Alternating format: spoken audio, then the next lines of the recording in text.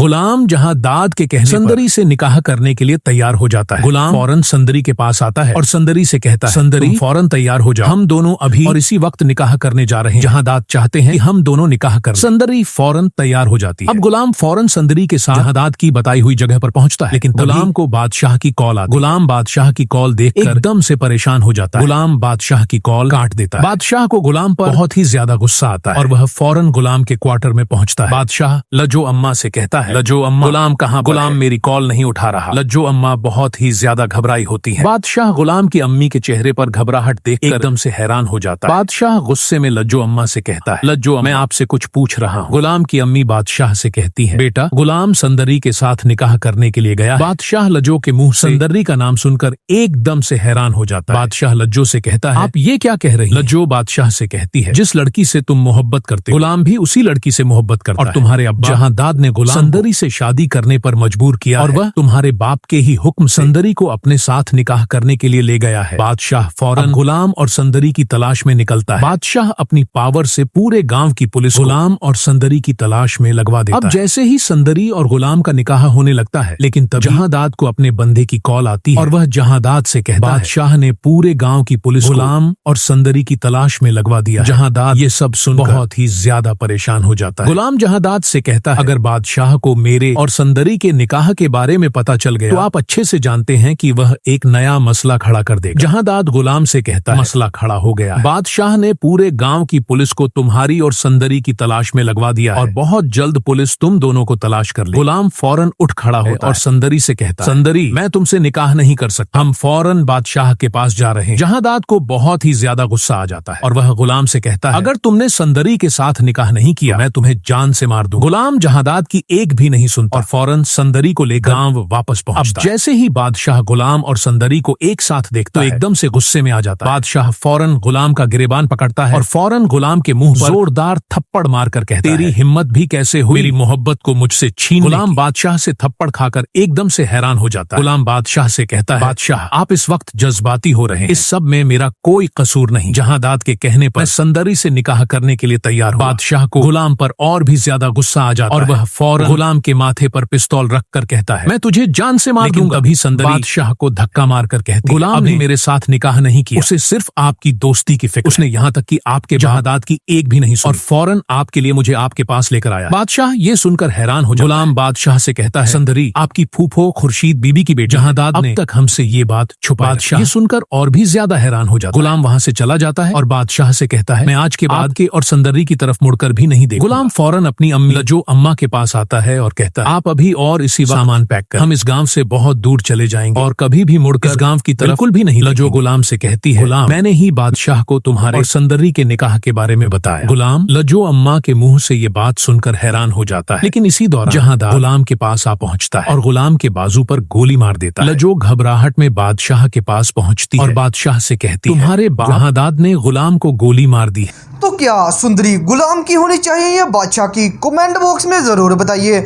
और चैनल को सब्सक्राइब करना ना भूलें।